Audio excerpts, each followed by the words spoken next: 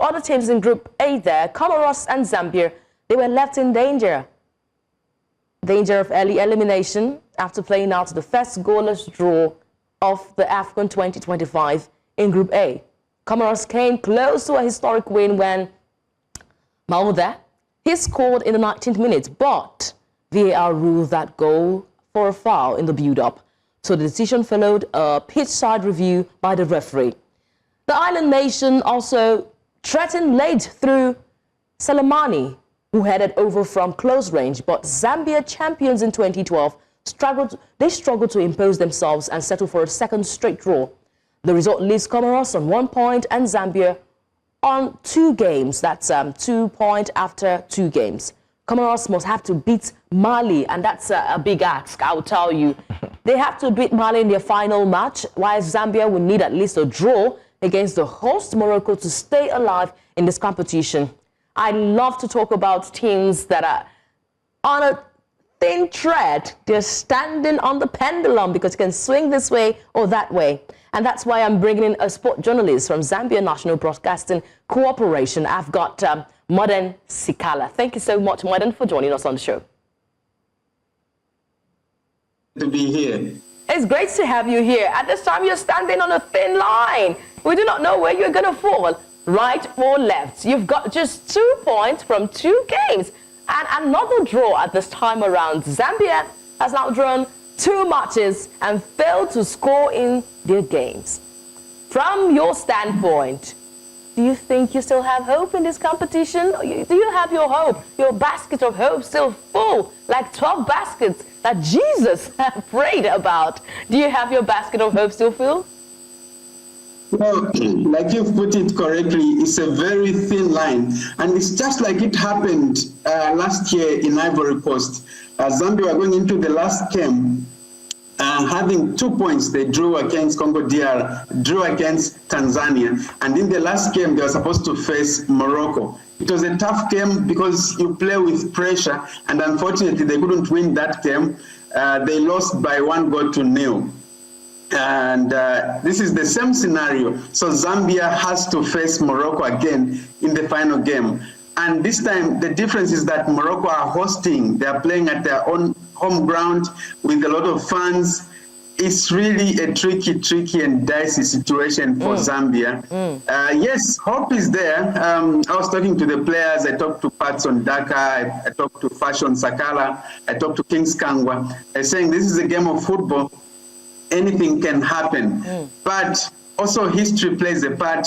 Zambia has never beaten Morocco in Morocco, beating World Cup qualifiers. Every time Zambia struggled. But at home, Zambia has managed to do that. But looking at the current scenario where the team is, it's really a dicey situation. All right, let me give you hope a little. I can see the possibilities of teams that would make it out of Group A, and that's we've been able to draw out there. I'm hoping that we can receive that graphics right now. Now you can see that Zambia has got over 7 point advantage there to move away from this group and go to the round of 16, maybe qualifying at least. You can see the permutations over there. But Zambia has Mali. Modern, in this modern era of football, do you see the possibility of Zambia taking out Mali to pick a round of 16 and counter tickets?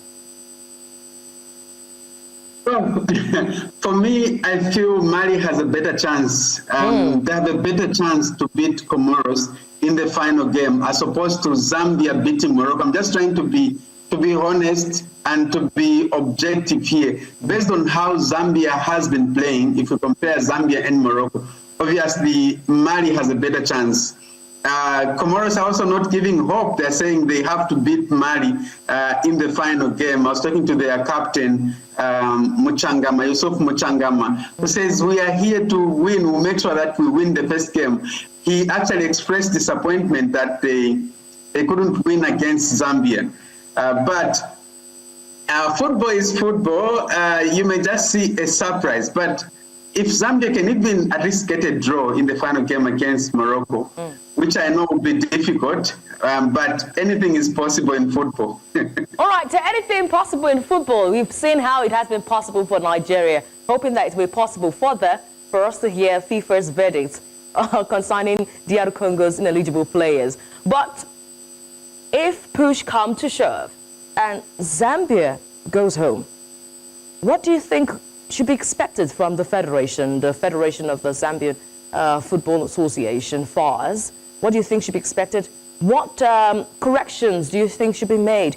How do you think you should go back to the drawing board? Can you just say that ahead of whatever will play out in that game between Zambia and Morocco?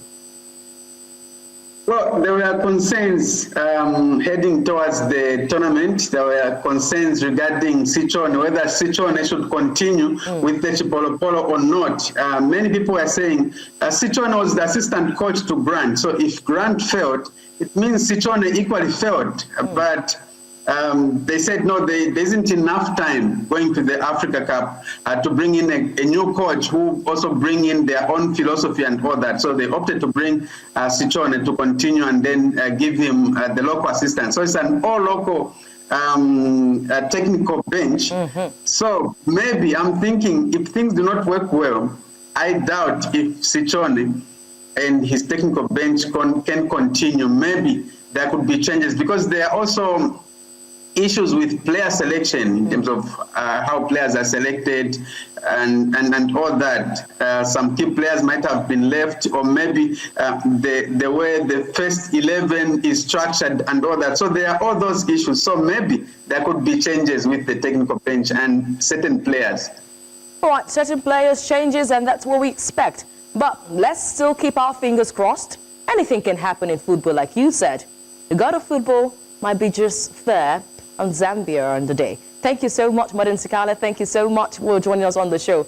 And I know you've got a great weather in Casablanca. Can you tell us how the weather is in Casablanca? Because your friend Udoka is freezing at the moment.